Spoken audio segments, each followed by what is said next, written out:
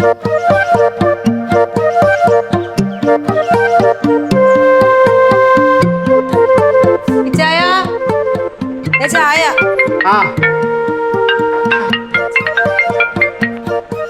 Hello അമ്മച്ചി. ഓ ഒന്നും പറയണ്ട എന്റെ പൊന്നോ. ഇന്നലെ 12 മണി കഴിഞ്ഞ് ഇവിടെ ഒതുക്ക് പേർക്കൊക്കെ കഴിഞ്ഞപ്പോ അതാ ഞാൻ വിളിക്കാഞ്ഞത്.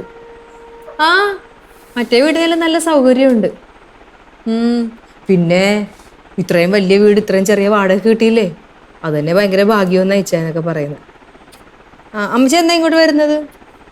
ആ ശരിയല്ല അന്വേഷിച്ചെന്ന് പറഞ്ഞേക്കും. ശരി അമ്മച്ചി. കേട്ടല്ലോ അമ്മച്ചി അമ്മച്ചി എന്ന് വിളിക്കുന്നു. ഓ എന്താ പറഞ്ഞു? ഇത്രയും വലിയ വീട് ഇത്രയും ചെറിയ വാടക കിട്ടിയതിൽ ഭയങ്കര അത്ഭുതപ്പെട്ടിരിക്കുക എല്ലാരും. അതന്നെ ഇച്ചാ എന്റെ സംശയം. എന്തുകൊണ്ടായിരിക്കും ഇത്രയും വലിയ വീട് ഇത്രയും ചെറിയ വാടകയ്ക്ക് നമുക്ക് കിട്ടിയത്? അതിപ്പോ ഒരു വീടിന്റെ വാടക തീരുമാനിക്കുന്നത് വാടകക്കാരനാണല്ലോ. ഈ വീടിന് ഇത്രയും വാടക മതിയെന്ന് വാടകക്കാരൻ തീരുമാനിച്ചു കാണും. അതിപ്പം നമുക്ക് എന്ത് ചെയ്യാൻ പറ്റും? ദാനം കിട്ടിയ പശുവിന്റെ പല്ല് നമ്മൾ എണ്ണേണ്ട കാര്യമുണ്ടോ? അല്ല പല്ല് എണ്ണുന്ന നല്ലതാ, അല്ലെങ്കിൽ ചില പശു നമുക്കൊരു ബാധ്യതയായാലോ. അതാ എന്റെയും പേടി. അതല്ലെന്ന് ഈ പവിത്രന്റെ അടുത്ത് എപ്പോഴും നമ്മൾ വീടിന്റെ കാര്യം പറയുന്നതാ. ഒരിക്കൽ പോലും ഈ വീടിന്റെ കാര്യം പവിത്രൻ പറഞ്ഞിട്ടില്ല. പെട്ടെന്ന് എങ്ങനെ ഈ വീട് വന്നെന്നുള്ളതാ. അത് ചിലരിങ്ങനെ വീട് ഒഴിഞ്ഞു കിടന്നാലും അവർ വാടകയ്ക്ക് കൊടുക്കത്തില്ല. വീട് കേടായി പോകുന്ന അവരുടെ പേടി. അല്ല അങ്ങനെ പേടിക്കുന്നതിലും കാര്യമുണ്ടേ. പിന്നെ നല്ല വാടകക്കാർ വന്നാൽ അവർ കൊടുക്കുകയും ചെയ്യും. നമ്മളിപ്പോൾ നല്ല വാടകക്കാരാണെന്ന് അവർക്ക് തോന്നിക്കാണും. അതിന് നമ്മൾ നല്ല വാടകക്കാരാന്ന് അവർക്ക് എങ്ങനെ അറിയാം? അവർക്ക് അറിയത്തില്ല. പക്ഷെ അവർക്ക് ഇപ്പം ഈ വാർഡിലെ ആകെ ഒരു മൃഗാശുപത്രിയല്ലേ ഉള്ളൂ, അവിടെ ഒരു മൃഗ ഡോക്ടറും. അപ്പോൾ എന്നെക്കുറിച്ച് അന്വേഷിക്കാൻ എളുപ്പമല്ലേ. പിന്നെ നമ്മൾ താമസിക്കുന്ന അടുത്ത് വന്ന് അന്വേഷിച്ചാലും നമ്മളെക്കുറിച്ച് നല്ലതല്ലേ പറയുള്ളൂ. അങ്ങനെ അവർ അന്വേഷിച്ചിട്ടുണ്ടോ? ഇച്ചാൻ കണ്ടില്ലായിരുന്നു ആ ഓമനക്കുട്ട സാറിന്? ഓ ഓമനക്കുട്ടനെ ആളെങ്ങനെയുണ്ട്? ആള് കണ്ടായിരുന്നു ഒരു പ്രാവശ്യം. ആളൊരു പ്രത്യേക ടൈപ്പാ. ഈ സർക്കാർ ഉദ്യോഗസ്ഥനായിരുന്നു. ലോങ് ലീവ് എടുത്ത് എന്തോ ബിസിനസ് ഒക്കെ ചെയ്യുക. പിന്നെ അയാൾക്ക് ചെയ്യാമല്ലോ, അയാളുടെ ഭാര്യയുടെ വീട്ടിൽ പൂത്ത കാശുണ്ടേ. എന്താ ഇച്ചാൻ ആവർത്താനം പറഞ്ഞത്? എന്റെ വീട്ടില് കാശില്ലേ? അങ്ങനെ ഞാൻ ഉദ്ദേശിച്ചിട്ടില്ല. അതേ തന്നെ നിന്റെ അപ്പൻ്റെ കയ്യിൽ ഇഷ്ടം പോലെ കാശുണ്ടല്ലോ. ഈ കേരളത്തിൽ തന്നെ ഏറ്റവും കൂടുതൽ കാശുള്ള ആള് നിന്റെ അപ്പനല്ലേ? പൂത്ത കാശല്ലേ നിന്റെ അപ്പന്? പിന്നെ ആ സ്ത്രീ എങ്ങനെയുണ്ട്? ഏ സ്ത്രീ? ഓമനക്കുട്ടൻ സാറിന്റെ ഭാര്യ സുലോചനയാ. സുലോചന എന്നല്ലേ? അത് സുശീല, അത് സുമിത്രേ. സുലോചന. ആ സുലോചന. അവരെ കാണാൻ എങ്ങനെയുണ്ട്? ഒരു മിന്നായം പോലെ അവിടെ പോയപ്പോ കണ്ടതല്ലാതെ അങ്ങനെ ഞാൻ അന്യന്റെ ഭാര്യ അങ്ങനെ നോക്കുന്നത് ശരിയല്ലല്ലോ. അന്യന്റെ ഭാര്യ അല്ലെങ്കിലും ഞാൻ അതിനാ നോക്കുന്നത്. എനിക്ക് ഒന്നരയായ ഒരു ഭാര്യയില്ലേ. ഞാൻ പുറത്തു പോയിട്ട് വേറെ ഭാര്യമാരെ നോക്കേണ്ട കാര്യം എന്നാ? ഒരു പെണ്ണിനെ നോക്കത്തില്ല. അവരുടെ സ്വഭാവോ? ഒരു പ്രാവശ്യം കണ്ട സ്ത്രീയുടെ സ്വഭാവം എങ്ങനെയാടി പറയാൻ പറ്റുന്നേ?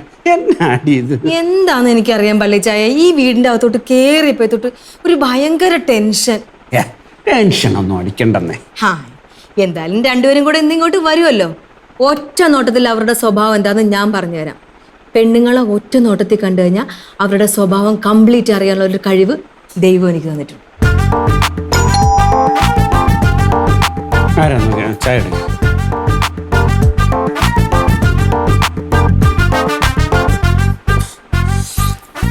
കർത്താവേ, വിളങ്ങാനും എൻ്റെ കള്ളം കണ്ടുപിടിച്ച തീർന്നു.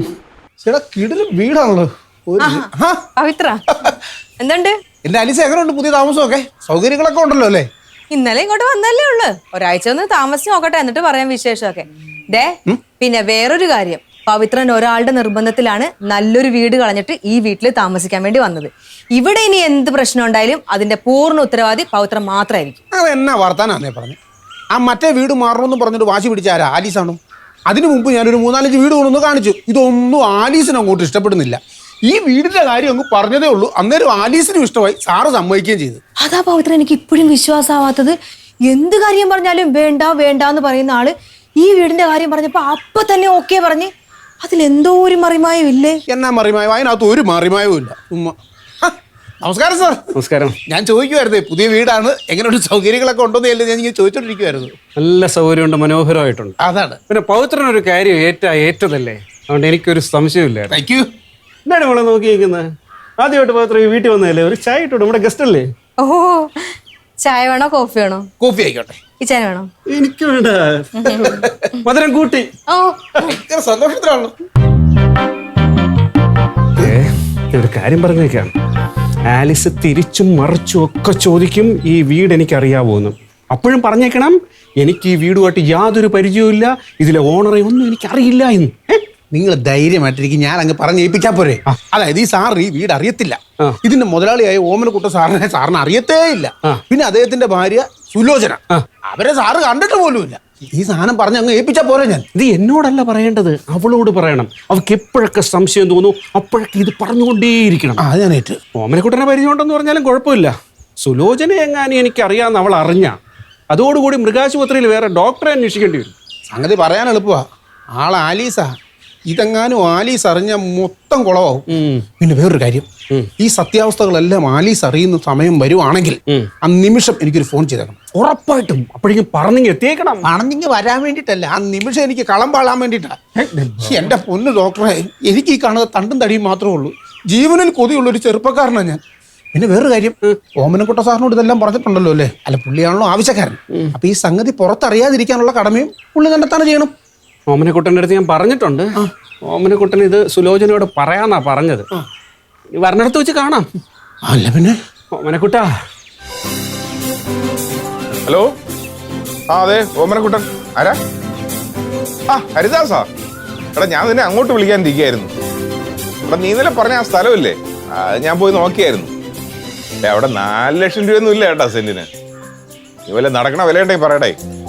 നീ ഇതുപോലെയൊക്കെ തള്ളി മറിച്ചിട്ട് എന്റെ തലയിൽ കെട്ടി വെച്ചാൽ 12 സെന്റ് സ്ഥലമില്ലേ, അതുവരെ വിറ്റ് പോയിട്ടൊന്നുമില്ല. അങ്ങനെ കിടക്കണം.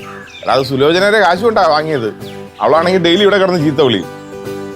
ഇവിടെ കല്യാണം കഴിക്കാത്ത നിന്റെ അടുത്തൊക്കെ പറഞ്ഞിട്ട് എവിടെ മനസ്സിലാവാൻ. ഈ കാശിന്റെ കാര്യം വരുമ്പോ ഉണ്ടല്ലോ, ഭാര്യമാരെ പോലെ പ്രശ്നക്കാർ ലോകത്ത് വേറെ ആരും ഉണ്ടാവില്ല. ഗുണ്ടകളെ പിന്നെയും സഹിക്കാം. സുലോചനയാണെങ്കിൽ ഡബിളാണ്, ഡബിള്.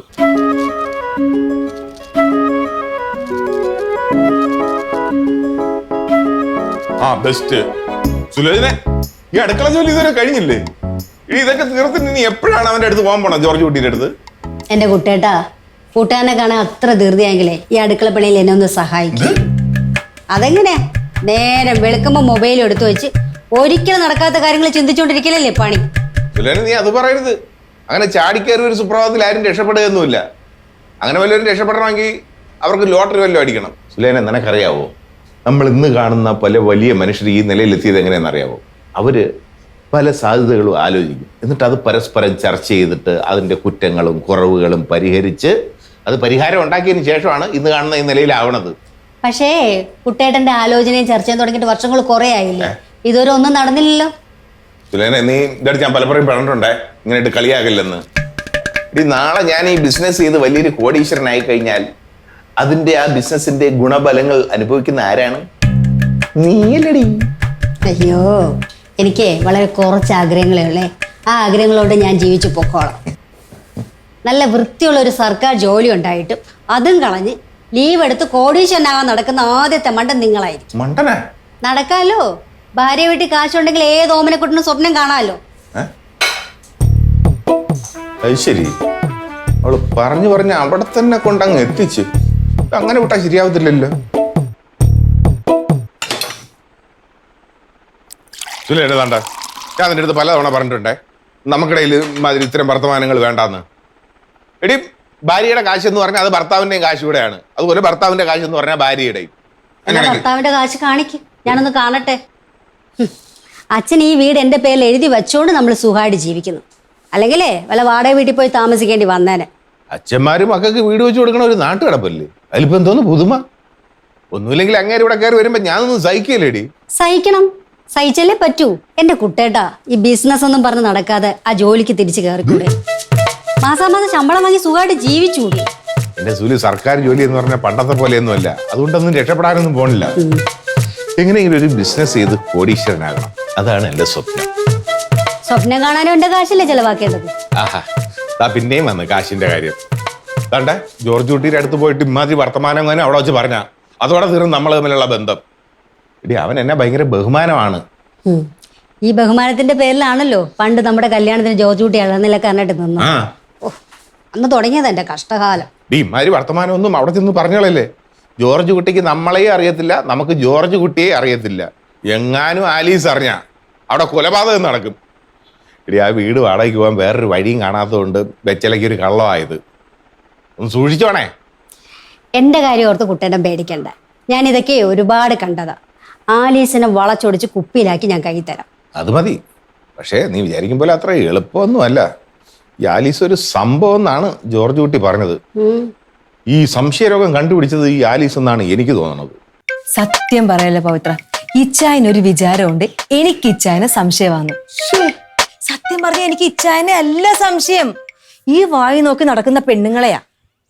അത് പിന്നെ എനിക്കറിയത്തില്ലേ, ഞാൻ നിങ്ങളെ എത്ര കാലമായിട്ട് കാണുന്ന. ഇന്ന് വരെ ആലീസിന് സാറിനെ സംശയമാണെന്ന് പറഞ്ഞാൽ അതൊക്കെ വിശ്വസിക്കാൻ എനിക്ക് ഇച്ചിരി ബുദ്ധിമുട്ടുണ്ട്. ഞാൻ വിശ്വസിക്കത്തുമില്ല. കണ്ട കണ്ട കണ്ട പവിത്രന് വരെ അത് തോന്നി, പക്ഷെ ഇച്ചായനാ തോന്നലില്ല. ഇച്ചായ മനഃപൂർവ്വം കുഴപ്പത്തിലൊന്നും പോയി ചാടത്തില്ല പവിത്ര. പക്ഷെ മനുഷ്യന്റെ മനസ്സല്ലേ, ഒരു നിമിഷം മതി ചാഞ്ചല്യപ്പെടാൻ. ഒന്ന് പവിത്രം പറഞ്ഞ, ഈ വീടിന്റെ പരിസരത്തൊക്കെ ആരൊക്കെയാ താമസിക്കുന്നത്? അല്ല, ഈ വീടിന്റെ പരിസരത്തൊക്കെ ആരാ താമസിക്കുന്നതെന്ന്. അയൽവക്കം അല്ലേ, നമുക്കൊന്ന് അറിഞ്ഞിരിക്കാലോ. അതിൽ എന്തെങ്കിലും പ്രശ്നക്കാരികളൊക്കെ ഉണ്ടെങ്കിലോ നമുക്കൊരു ധാരണ വേണ്ടേ, ഒന്ന് കരുതിയിരിക്കണ്ടേ? പറ. അല്ല അങ്ങനെ എനിക്കങ്ങനെ വലിയ പരിചയമുള്ള ഏരിയ ഒന്നും അല്ല എനിക്കിത്. പിന്നെ പവിത്രന്റെ പരിചയമില്ലാത്തൊരു ഏരിയ ഒന്ന് പറ. മുടിയാനായിട്ട് എനിക്ക് തോന്നുന്നത് ഇലക്ട്രിസിറ്റി ബോർഡ് വർക്ക് ചെയ്യുന്ന സദാനന്ദൻ എന്ന് പറയുന്ന ഒരു സാറുണ്ട്. സാറിന്റെ ഫാമിലി എനിക്കറിയാം. ആണോ? പിന്നെ എനിക്കറിയാം. അവിടെ ആരൊക്കെയുണ്ട്? അവിടെ സാറും സാറിന്റെ ഭാര്യയും 2 മക്കളും ഉള്ളു. ഭാര്യക്ക് എത്ര വയസ്സുണ്ട്? ഭാര്യക്ക് എത്ര വയസ്സുണ്ടെന്ന്? സാറിന്റെ ഭാര്യക്ക് തന്നെ. സാറിന് ഇപ്പൊ അടുത്ത വർഷം, ഈ വർഷം വേണ്ട റിട്ടയർഡ് ആകാൻ വേണ്ടിട്ടിരിക്കുക. അപ്പൊ ആ പ്രായമൊക്കെ കാണും. കൂടി വന്നാൽ ഒരു 10, 55, 53 വയസ്സ് വരും. ആണ്. മക്കൾ ആൺമക്കളായിരിക്കും അല്ലേ? 2 പെൺമക്കളാ. സ്കൂളിലൊക്കെ പഠിക്കുന്ന പിള്ളേരായിരിക്കും. മൂത്ത കൊച്ചിനെ കെട്ടിച്ച്. ആ പെണ്ണിന്റെ പേര് ജമന്തി. കെട്ടിച്ചു വിട്ടു. ഗൾഫിലാ ഭർത്താവ്. പക്ഷെ ആ പെണ്ണ് ഇവിടെ ഉണ്ട്. 2 പിള്ളേരും ഉണ്ട്. ഇവിടെ ഉണ്ട്. പിന്നെ എന്റെ അനിയത്തിയുണ്ട്. അതിന്റെ പേര് എന്തോ സൗമിനി. അത് 26 വയസ്സേ ഉള്ളു. ഇങ്ങനെ കല്യാണാലോചനയൊക്കെ നടക്കുന്നു. പിന്നെ വേറെ അപ്പുറത്തൊക്കെ ആരാ? പിന്നെ എന്ന് പറഞ്ഞാൽ തൊട്ടപ്പുറത്ത് നമ്മുടെ ഈ ബ്യൂട്ടി പാർലറിൽ പോകുന്ന രാധികയുണ്ട്. അവള് രാവിലെ പോകും, വൈകിട്ട് വരും. ഭർത്താവുമായിട്ട് പണങ്ങി നിൽക്കുക. പിള്ളേരൊന്നുമില്ല. ആണോ?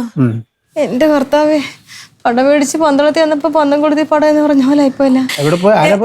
അല്ല, എന്നിട്ടാണ് പവിത്രം പറഞ്ഞത് ഈ വീടിന്റെ പരിസരത്ത് ഒന്നും ആരും ഇല്ലാന്ന്. അല്ല, ഞാൻ പറഞ്ഞില്ല ആരുമില്ല. ഞാൻ പറഞ്ഞില്ല, ഇപ്പൊ അവളാണെങ്കിലും രാവിലെ പോവും, രാത്രി വരും. എനിക്ക് ഇതൊക്കെ എന്റെ പൊന്നെ അറിയത്തുള്ളു. അല്ല പവിത്ര, ഈ പവിത്രം പറഞ്ഞ ഈ 2 വീടില്ലേ, മറ്റേ രണ്ട് പെൺമക്കളും പിന്നെ മറ്റേ പെണ്ണുമുള്ളത്, അത് ഈ വീടിന്റെ ഏത് ഭാഗത്തായിട്ട് വരും? പവിത്ര, നമസ്കാരം സാർ. കാപ്പി കുടിച്ചിട്ട് പോയില്ലായിരുന്നു? ഇപ്പൊ കയ്യിന്ന് പോയേനെ. ഇപ്പം വന്നില്ലായിരുന്നെങ്കിലേ. അപ്പൊ ഒരു കാര്യം ചെയ്യ്, നിങ്ങൾ തമ്മിൽ സംസാരിച്ചിരിക്കും, ഞാനത് അങ്ങോട്ട് ഇറങ്ങട്ടെ. പവിത്ര, നമ്മുടെ വീടിന്റെ ഓണർ ഇല്ലേ, ഓമനക്കുട്ടൻ ചേട്ടനും സുലോചനയും, അവരിന്നിവിടെ വരുന്നുണ്ട്. പൗത്രന് അറിയാവുന്ന ആളുകളല്ലേ?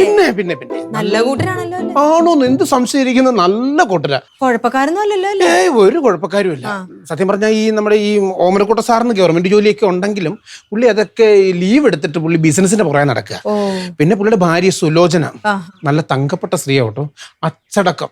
നമ്മൾ പറയത്തില്ലേ, ഈ കുടുംബത്തിൽ പിറക്കുക, തറവാട്ടിൽ ജനിക്കുക എന്നൊക്കെ പറയത്തില്ലേ, അത്തരത്തിലൊരു പെൺകുട്ടി. സത്യം പറഞ്ഞാൽ കുലീനത. എന്തിനേറെ പറയുന്നു, ആഠ്യത്വമുള്ള ഒരു കുലശ്രീ എന്നൊക്കെ പറയല്ലേ, അവരാണ്. സാറിനറിയാതെ? അയ്യോ, അതിന് ഇച്ചാനെങ്ങനെ അറിയാം? ഞാൻ അറിയത്തില്ല, നേരിട്ട് അറിയത്തില്ല. പക്ഷെ ഞാൻ ഇടയ്ക്കിടയ്ക്ക് പറയുന്നുണ്ടല്ലോ, അങ്ങനെ പറഞ്ഞുള്ള അറിവോട്ടെന്നേ പറഞ്ഞു. അതെ, അത്രേ ഉള്ളൂ. അപ്പൊ ഏതായാലും അവരിങ്ങോട്ട് വരുന്നു. വരട്ടെ, ഞങ്ങളൊന്ന് പരിചയപ്പെടണ്ടേ? ഞങ്ങൾക്കൊന്ന് പരിചയപ്പെടണമല്ലോ. അയ്യോ, അതെ. ഇതാണ് പൂച്ച. ആറേത് എന്തായാലും പ്രശ്നമുണ്ടെന്ന് വിളിച്ചേക്കാം. ഞാൻ ഇറങ്ങാണേ.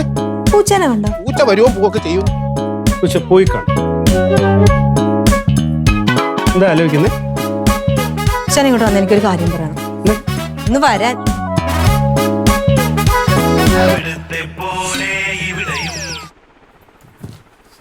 ഇവിടെ ഇരിക്കേ. ഇരുന്നോളാടി. ഊഞ്ഞാലൊക്കെ നല്ല രസമുണ്ടല്ലോ, ഇങ്ങനെ ആടി ഇരിക്കാം. ഈ ചായന് ഈ ചുറ്റുപാടുള്ള എല്ലാരെയൊക്കെ അറിയാവോ? ഈ പരിസരത്തുള്ള എല്ലാരെയും അറിയാവോ? അതെങ്ങനെ അറിയാനാടി? ഞാൻ ഒരു പ്രാവശ്യം ഈ വീട്ടിൽ വന്നിട്ടുണ്ട്, വീട് കാണാനായിട്ട്. അന്ന് തുറന്ന് കാണിച്ചു, കണ്ടപ്പോൾ എനിക്ക് ഇഷ്ടമായി. നല്ല സ്പീഷ്യസ് ആണ്. ഞാൻ പറഞ്ഞു എനിക്കിത് ഇഷ്ടമായി, താമസിച്ചോളാന്ന് സമ്മതിച്ചു. അങ്ങനെ എഗ്രിമെന്റ് ചെയ്തു, അഡ്വാൻസ് കൊടുത്തു. ഇന്നലെ രാത്രി നമ്മൾ വന്ന് കയറി, ഇതാ ഇന്നിപ്പോൾ ഉറക്കമണിയിട്ട് രാവിലെ. ഞാൻ അങ്ങനെ ചുറ്റുപാട് പറയുന്ന എങ്ങനെ അറിയാനാ? എങ്ങനെ അറിയാനാ? ഇച്ചായനും ആദ്യമായിട്ടല്ലേ വരുന്നത്. ജമന്തി അറിയോ? ജമന്തി അറിയാം. എങ്ങനെ അറിയാം? ഗേറ്റിന്റെ മുന്നിലുള്ള ജമന്തി അല്ലേ? ഇച്ചാനല്ലേ പറഞ്ഞ ഇതിനു മുമ്പ് ഇവിടെ വന്നിട്ടില്ലാന്ന്? പിന്നെ എങ്ങനെ ജമന്തിനെ അറിയാം? ഗേറ്റിന്റെ മുന്നിൽ നിൽക്കുന്ന ജമന്തി പൂ ആർക്കും അറിയാൻ പാടില്ലാത്ത നല്ല രസമല്ലേ ജമന്തി പൂ? ജമന്തി പൂ. ജമന്തി പൂ നല്ല രസം. സൗമിനീനെ അറിയോ? അങ്ങനെ ഒരു പൂവുണ്ടോ? പൂവല്ല, ഒരാള്. പേരെവിടെയെങ്കിലും കേട്ടിട്ടുണ്ടോ? സൗമിനിയ? ഞാനും കേട്ടിട്ടൊന്നുമില്ല, വെറുതെ ചോദിച്ചൊന്നേ ഉള്ളൂ. പേര് നിച്ചാൻ എവിടെയെങ്കിലും കേട്ടിട്ടുണ്ടോന്ന് അറിയാൻ വേണ്ടിട്ടാ. ഓരോ പ്രത്യേക പേരുകളുമായിട്ടാണല്ലോ ഇറങ്ങിയിരിക്കുന്നത്. രാധിക. രാധിക. രാധിക? കേട്ടിട്ടുണ്ടോ രാധിക? രാധിക, രാധിക അറിയാം. എങ്ങനെ അറിയാം? എൻ്റെ ഹോസ്പിറ്റലിലെ സദാശിവൻ ചേട്ടൻ്റെ ഭാര്യയുടെ പേര് രാധിക എന്നാ. നമ്മൾ രാധിക ചേച്ചി എന്നാണ് വിളിക്കുന്നത്. രാധിക ചേച്ചി ഇടയ്ക്കിടയ്ക്ക് ഹോസ്പിറ്റലിൽ വരും. ചേട്ടനാണെങ്കിൽ പലപ്പോഴും ചോറ് കൊണ്ടുവരത്തില്ല. അപ്പൊ ഉച്ചയ്ക്ക് ചോറുമായിട്ട് വരുന്ന രാധിക ചേച്ചിയാ. ഞാൻ വെറുതെ ചോദിച്ചെന്ന് വിളിച്ചാ. നീ എത്ര നേരമായിട്ട് ഈ ഓരോ കാര്യങ്ങൾ വെറുതെ ചോദിച്ചോണ്ടിരിക്കും? അല്ല, ഇങ്ങനെ ഓരോ പേരുകളൊക്കെ ഇങ്ങനെ മനസ്സിൽ വന്നപ്പോ ഇച്ചാന്റെ അടുത്ത് ചോദിച്ചു. പേരുകളാ. ജമന്തി, സൗമിനി, രാധിക. രാധിക. ആ സുലോചന എങ്ങനെയുണ്ട്? ഏത് സുലോചന? നമ്മുടെ ഇവിടുത്തെ ഓണർ ഓമനക്കുട്ട സാറിന്റെ ഭാര്യ. അതിനെ കുറിച്ച് നമ്മൾ നേരത്തെ സംസാരിച്ചല്ലേ ഉള്ളൂ. സംസാരിച്ച് ഞാൻ ഒരു പ്രാവശ്യം കണ്ടിട്ടുള്ളൂ. അങ്ങനെ ഞാൻ ശ്രദ്ധിച്ചിട്ടില്ല. ഇപ്പൊ അവര് നേരിട്ട് വരുമല്ലോ, അപ്പൊ നീ നേരിട്ട് ചോദിച്ചു നോക്ക്. അതെ, അവര് നേരിട്ട് വരട്ടെ. പിന്നെ വേറൊരു കാര്യം, അവര് വരുമ്പം ഇച്ചായൻ അധികം അവരോടൊന്നും സംസാരിക്കാൻ നിൽക്കണ്ട, ഞാൻ സംസാരിച്ചോളാം. അവരെന്തെങ്കിലും ചോദിച്ചാൽ ഇച്ചായ മറുപടി ഒന്നും പറയണ്ട. ഇച്ചായ നല്ല ഡോക്ടറിന്റെ ഒരു ഗമയില് ഗൗരവത്തിൽ ഇരുന്നാ മതി. അപ്പൊ അവര് വിചാരിക്കും ഇച്ചായൻ ഭയങ്കര റിസർവ്ഡ് ആയിരിക്കുമെന്ന്. അങ്ങനെ ഇരിക്കട്ടെ ഇച്ചായ, ഞാൻ സംസാരിച്ചോളാം. ഏത് സുലോചനയാണെങ്കിലും എന്റെ കയ്യിൽ ഒരു 10 മിനിറ്റ് കിട്ടിയാലുണ്ടല്ലോ ഇച്ചായ, അവരുടെ ജാതകം വരെ ഞാൻ പറയും. ഞാനേ തിരിച്ചും മറിച്ച് ഒരു 4 ചോദ്യം അങ്ങോട്ട് ചോദിക്കും. സുലോചന അല്ല, സുലോചനയുടെ അമ്മുമ്മ വരെ എന്നോട് സത്യം പറയും. അവര് വന്നെന്നാ തോന്നുന്ന. പൊന്നുമോളെ, അവര് നമ്മുടെ ഹൗസ് ഓണർ ആണല്ലോ. അപ്പം നമ്മൾ അവരുടെ വീട്ടിൽ വാടകയ്ക്ക് താമസിക്കുന്നവരും. അവരോട് നമ്മൾ മാന്യമായിട്ട് ഇടപെട്ടാൽ അവരും നമ്മളോട് മാന്യമായിട്ട് ഇടപെടും. നമ്മൾ മാന്യത ഇല്ലാതെ ഇടപെട്ട് കഴിഞ്ഞാൽ അവർ നമ്മൾ ഇവിടെ നിന്ന് ഇറക്കി വിടും. അങ്ങനെ ഇറക്കി വിട്ട് കഴിഞ്ഞാൽ നമുക്കൊരു വീട് പോലും ഇല്ലാതെ അലഞ്ഞു തിരിഞ്ഞ് നടക്കേണ്ടി വരും. അപ്പോൾ ഗിവ് റെസ്പെക്ട്, ടേക്ക് റെസ്പെക്ട്. അങ്ങനെ ആയിരിക്കണം നമ്മുടെ ഒരു ലൈഫ്. മനസ്സിലാവുന്നുണ്ടോ മൂക്ക്? ജോർജ് കുട്ടി ഓടാവുന്നത്. പിന്നെ നമ്മളെ എഗ്രിമെന്റ് എഴുതി അഡ്വാൻസ് കൊടുത്തിട്ടാ ഇവിടെ താമസിക്കുന്നത്. അങ്ങനെയൊന്നും നമ്മൾ അവർക്ക് ഇറക്കി വിടാൻ പറ്റൂല, കേട്ടല്ലോ. അവരെ ഞാൻ എങ്ങനെയാണ് കൈകാര്യം ചെയ്യാൻ പോണെന്ന് നിച്ചാനൊന്ന് കണ്ടോ? കാണാൻ പോണ പൂരവേ പറഞ്ഞറിയിക്കാൻ പാടില്ല. വാ.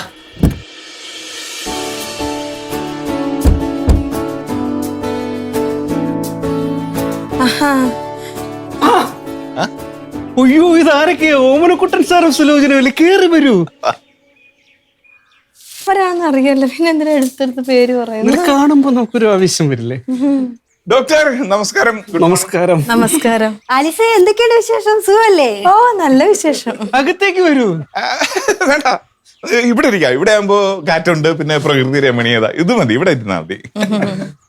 പിന്നെ ഡോക്ടറിന്ന് പോകുന്നില്ല എന്ന് പറഞ്ഞുകൊണ്ടാണ് ഞങ്ങൾ ഇപ്പൊ തന്നെ വന്നത് കേട്ടോ, ലീവ് എന്ന് പറഞ്ഞുകൊണ്ട്. നന്നായി. അതെ, ഓമനക്കുട്ടൻ സാർ, ഞാൻ ഒരു കാര്യം പറഞ്ഞോട്ടെ. അതായത് ഓമനക്കുട്ടൻ സാറിനെ കണ്ടപ്പോൾ തന്നെ എനിക്കെന്തോ ഒരു സൗഹൃദം, നമ്മൾ ഈ മുൻജന്മത്ത് കണ്ടതുപോലൊരു അടുപ്പം, ഒരു സൗഹാർദ്ദം. അതുകൊണ്ട് എനിക്കൊരു ഹമ്പിൾ റിക്വസ്റ്റ് ഉണ്ട്, ഞാൻ ഒന്ന് പറഞ്ഞോട്ടെ. അതായത് എന്നെ ഡോക്ടർ എന്ന് വിളിക്കരുത്, പേര് പറഞ്ഞ് വിളിക്കണം. ജോർജ് കുട്ടി. അയ്യോ, ഞാനിത് പറയാനിരിക്കുകയായിരുന്നു. ഞാൻ വല്ലവനോട് പറഞ്ഞില്ലേ ഈ ഡോക്ടറെ കണ്ടപ്പോ ഇതിനു മുമ്പ് എവിടെയോ കണ്ടൊരു പരിചയം പോലെ തോന്നുന്നുണ്ടെന്ന്? പറഞ്ഞു. ജീവിതത്തിൽ ഒരിക്കലും കാണാത്തൊരു കണ്ടുകിട്ടുമ്പോ ഒരു അത്ഭുതം തന്നെ അല്ലേ? ഇതാണ് മുജ്ജമ്മ ബന്ധം. പക്ഷേ ഞാൻ ഡോക്ടറെ പേര് പറഞ്ഞു വിളിക്കണമെങ്കിൽ ഡോക്ടർ എന്നെയും പേര് പറഞ്ഞു വിളിക്കണം. അത് പറ്റില്ല. അല്ലെങ്കിൽ പിന്നെ ഞാൻ വിളിക്കത്തില്ല. ഇല്ല, ഒരു റെസ്പെക്ട് എന്ന് പറഞ്ഞൊരു ഒക്കെ മനസ്സിൽ മതിയെന്നേ. ആണോ? ഞാൻ പേര് പറഞ്ഞ് വിളിച്ചോട്ടെ? വിളിക്കുന്നേ. ഓമനക്കുട്ട. എന്തോ ഓമനക്കുട്ട ഇരിക്കും, സുലോചന ഇരിക്കും. സുലോചന ഇരിക്കാൻ വരട്ടെ, നമുക്ക് അകത്ത് പോയി കുറച്ചു നേരം സംസാരിക്കാം. അല്ല, എന്താ ആലിസ ഇത്? ഒരു കപ്പിളായിട്ട് നമ്മുടെ അടുത്ത് ആദ്യമായിട്ട് വന്നിട്ട് ഒരാളെ മാത്രം വിളിച്ച് അകത്ത് കൊണ്ടുപോയി സംസാരിക്കാന്ന് പറഞ്ഞാൽ അത് ഒരു ഔചിത്യം വേണ്ടി അതിനൊക്കെ. എന്ത് വെച്ചായത് ഞങ്ങൾ പെണ്ണുങ്ങൾ സംസാരിക്കുന്നത് നിങ്ങൾ ആണുങ്ങൾ കേൾക്കണ്ട. നിങ്ങൾ ഇവിടെ മുജ്ജന്മ കാര്യമൊക്കെ പറഞ്ഞോണ്ടിരിക്കും. അത് വേണം.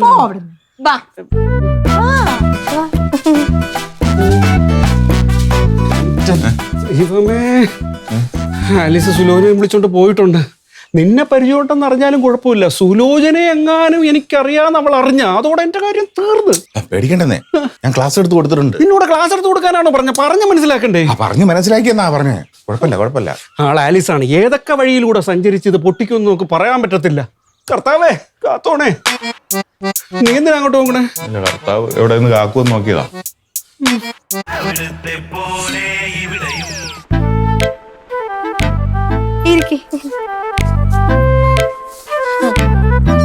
സത്യം പറയാലോ, നിങ്ങൾ ഇങ്ങോട്ട് വരുന്നെന്ന് പറഞ്ഞപ്പോഴേ എനിക്ക് ഭയങ്കര സന്തോഷമായിരുന്നു. എനിക്ക് സുലോചന ഒന്ന് കാര്യമായിട്ട് പരിചയപ്പെടാന്ന് വിചാരിച്ചു. എനിക്കും ആലീസിനെ പറ്റി ഡോക്ടർ പറഞ്ഞുള്ള അറിവല്ലേ എനിക്കുള്ളൂ. ഞാനും ഒരു കൂട്ടില്ലാതെ ടെൻഷൻ അടിച്ചിരിക്കുകയായിരുന്നു. ഇപ്പൊ എനിക്ക് ആലീസ് ഉണ്ടല്ലോ. ഞങ്ങളുടെ വീട് തൊട്ടടുത്താ, നടന്നു വരാവുന്ന ദൂരേ ഉള്ളൂ. അല്ല, എന്നും പറഞ്ഞോണ്ട് എപ്പോഴും ഇങ്ങോട്ട് വരണ്ട. അല്ല, ഇനിയിപ്പൊ അഥവാ എന്നെ കാണണോന്നൊക്കെ തോന്നുവാണെങ്കിൽ ഒരു 11 മണിക്ക് ശേഷം വന്നാ മതി. അതെന്താ? ആ സമയം വരെ ഈ ഇച്ചാൻ ഇങ്ങനെ ഹോസ്പിറ്റലിൽ പോണ നേരമല്ലേ, അപ്പൊ എനിക്ക് ഭയങ്കര തിരക്കായിരിക്കും. പിന്നെ വേറെന്താ വിശേഷം? ഓ, വേറൊന്നുമില്ല. ഇച്ചാനാണെങ്കിലേ എല്ലാവരുമായിട്ട് പെട്ടെന്ന് അങ്ങ് അടുപ്പമാകും. ഞാനാണെങ്കിൽ നേരെ തിരിച്ചും. എനിക്കാണെങ്കിൽ ഇച്ചായന്റെ ഫ്രണ്ട്സിനെ ഒന്നും തീരെ ഇഷ്ടമല്ല. അപ്പൊ കുട്ടേട്ടന് ഇഷ്ടമല്ലേ? അതിനവര് ഫ്രണ്ട്സ് അല്ലല്ലോ. ആ ശരിയാ, ഇപ്പോഴല്ലേ അവര് പരിചയം. ആൺകൂട്ടുകാരെ പിന്നെ സഹിക്കാം, പക്ഷെ പെണ്ണുങ്ങളുടെ കാര്യം അതെനിക്ക് ഒട്ടും സഹിക്കാൻ പറ്റൂല. ഇനി ആവശ്യമില്ലാതെ ഏതെങ്കിലും പെണ്ണുങ്ങളുമായിട്ട് ഇച്ചായൻ എങ്ങാനും അടുത്തു കഴിഞ്ഞാൽ അങ്ങനെ ഒരു സാഹചര്യത്തിൽ ഞാൻ ഇടപെടുകയും ചെയ്യും, നല്ല പണി കൊടുക്കുകയും ചെയ്യും. അതുകൊണ്ട് എന്താ, ഇച്ചായന്റെ പരിചയത്തിലുള്ള പെണ്ണുങ്ങൾക്കൊക്കെ എന്നെ തീരെ ഇഷ്ടമല്ല, എന്നെ ഭയങ്കര പേടിയുവാ. ഞാനും പണ്ട് അങ്ങനെയായിരുന്നു. കുട്ടേട്ടനോട് ഒരു പെണ്ണുങ്ങളും മിണ്ടുന്നത് എനിക്ക് ഇഷ്ടമല്ലായിരുന്നു. കുട്ടേട്ടനോട് ഏതെങ്കിലും പെണ്ണ് മിണ്ടിയാൽ ഞാൻ ചീത്ത വിളിക്കും, ബഹളം ഉണ്ടാക്കും. ഞാൻ എത്ര പെണ്ണുങ്ങളെ ചീത്ത വിളിച്ചിട്ടുണ്ടെന്ന് അറിയാവോ? പക്ഷെ പാവം കുട്ടേട്ടൻ ഒന്നും പറയാറില്ല. ഒരു ദിവസം ഉണ്ടല്ലോ, നീ ഇതെന്തോന്ന് ഉണ്ടാക്കി വെച്ചിരിക്കണത്? നീ മനുഷ്യനെ കുടിക്കാൻ വേണ്ടി തന്നെയാണ് ഈ ചായ ഉണ്ടാക്കുന്നത്? ഞാൻ എന്നും ഉണ്ടാക്കും പോലെ തന്നെ ഈ ചായ ഉണ്ടാക്കിയത്. നിങ്ങൾക്ക് എന്തോ കുഴപ്പമുണ്ട്? എനിക്കെന്തോ കുഴപ്പം? കുഴപ്പമുണ്ട്, കുറെ ദിവസമായിട്ട് ഞാൻ കാണുന്നുണ്ട്. കളത്തിനൊന്നും എന്റെ അടുത്ത് കാണിക്കില്ല കേട്ടോ. ഓ, അത് ശരി. തുടങ്ങിയാ നിന്റെ സംശയ രോഗം. പിന്നെ നിന്റെ അടുത്ത് ഞാൻ പലതവണ പറഞ്ഞിട്ടുണ്ട്, ആവശ്യമില്ലാത്ത കാര്യം പറഞ്ഞ് വീട്ടിൽ വഴക്കുണ്ടാക്കല്ലെന്ന്. നിങ്ങളെല്ലാം എവിടെ പോയിരുന്നു? ചാലിന്റെ വീട്ടിൽ പോയിരുന്നോ? ആ, പോയി. എന്നിട്ട് ആരെ കാണാൻ പോയത്? ആരെ കാണാനാ? രാജീവിനെ കാണാൻ. എന്നിട്ട് കണ്ടോ? ആ, കണ്ട്. എന്നിട്ട് എന്തോന്ന് അവിടെ നിന്ന് ചായ കുടിച്ച്? ആരാ ചായ ഉണ്ടാക്കി തന്നത്? അവന്റെ ഭാര്യ ശാലിനി. എങ്ങനെ ഉണ്ടായിരുന്നു ചായ? നല്ല അടിപൊളി ചായ, സൂപ്പർ ചായ. എന്ത്? ഓ, ചുമ്മാ അല്ല, അവളെ ചായ അങ്ങ് പിടിച്ചുപോയി. അതുകൊണ്ടല്ലേ എന്റെ ചായ കുറ്റം പറഞ്ഞത്. ഇനി ചാലിന് ചായ ഉണ്ടാക്കി തരേയുള്ളൂ കേട്ടോ. ഇമ്മാതിരി തെണ്ടിത്തരം പറഞ്ഞോ? അടിച്ചിന്റെ ആണപ്പല് ഞാൻ താഴെ ഇടും. അതോടെ ഞാനൊരു പാഠം പഠിച്ചു. വളയ്ക്കാനേ പാടുള്ളൂ, ഓടിക്കാൻ പാടില്ല എന്ന്. ഈ ഓമനക്കുട്ട സാർ ഇങ്ങനെയൊക്കെ ചെയ്യൂ? കുട്ടേട്ടനെന്നല്ല, ഏതാണുങ്ങളും സഹിയിട്ട് അങ്ങനെയൊക്കെ ചെയ്യും. സഹി കെടാതെ നോക്കേണ്ടത് നമ്മുടെ കഴിവ്.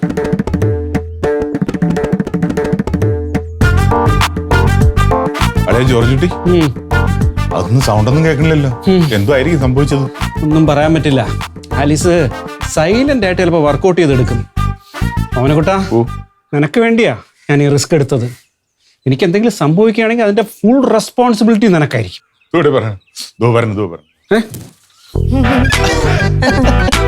അല്ല, ഞാൻ പറഞ്ഞോണ്ടിരിക്കായിരുന്നു നിങ്ങൾ രണ്ടുപേരും കൂടെ അകത്ത് പോയിട്ട് ഇതുവരെ കാണുന്നില്ലല്ലോ. ആയില്ലല്ലോ. ഞങ്ങളിങ്ങനെ ഓരോന്ന് സംസാരിച്ചിരിക്കുവായിരുന്നു. സത്യം പറഞ്ഞാലേ സുലോചനയുടെ സംസാരം കേൾക്കാൻ നല്ല രസമാ. ആദ്യമായിട്ട് ഒരാൾ ഇങ്ങനെ പറയണേ. എനിക്കിതുവരെ അങ്ങനെ തോന്നിയിട്ടില്ല. കുട്ടേട്ടൻ അങ്ങനെ തോന്നൂല. പക്ഷെ എനിക്ക് ആലീസിനെ എന്നെ ഇഷ്ടമായി. അല്ലെ ആലീസെ? പിന്നെ എന്നാ പിന്നെ പോവാം നമുക്ക്. ഒരു ചായ കുടിച്ചിട്ട് ആദ്യമായിട്ട് വന്നിട്ട്. വേണ്ട, കുട്ടേട്ടന് ചായ ഇഷ്ടമല്ല. അയ്യോ, എനിക്ക് ചായ ഇഷ്ടമല്ല. മാത്രല്ല ഇനിയും വരാല്ലോ, അപ്പൊ ചായ കുടിക്കാല്ലോ. അതെ, അന്ന് കുടിക്കാം. കോട്ടേതാ? ശരി, പോ.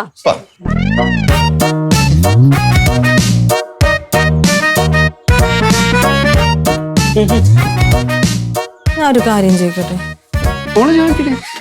എനിക്ക് ഭയങ്കര സംശയം. എന്തിന്? അതല്ല, സത്യം എന്നോട് പറയാവുള്ളൂ. അയ്യോ, എന്റെ പൊന്നുകളോട് ഞാൻ ഇതുവരെ നോണ പറഞ്ഞിട്ടില്ല. അന്നെങ്കിൽ എന്റെ തലയത്തൊട്ട് സത്യം ചെയ്തേ, സത്യം മാത്രമേ പറയുള്ളൂ എന്ന്. ചെയ്. അത് വേണോ? വേണം. അത് വേണോ?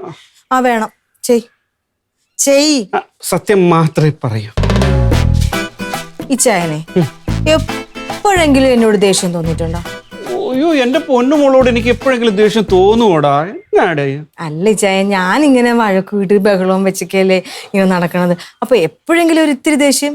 എന്നാടി പൊന്നുമോളെ, ഈ ദേഷ്യവും പിണക്കവും അല്ലേ നീ? അതില്ലാതെ നിന്നെ എന്തിനു കൊള്ളാടി? ആണല്ലേ? എന്താ ഇപ്പൊ അങ്ങനെ ചോദിക്കാൻ? അതല്ല ഇച്ചായ, ഓരോ അനുഭവങ്ങളാണല്ലോ നമ്മൾ ഓരോന്നൊക്കെ പഠിപ്പിക്കുന്നത്. അതുകൊണ്ട് വെറുതെ ചോദിച്ചെന്നേ ഉള്ളു. അത്രേ ഉള്ളൂ? അത്രയല്ലേ ഉള്ളൂ? അത്രേ ഉള്ളൂ.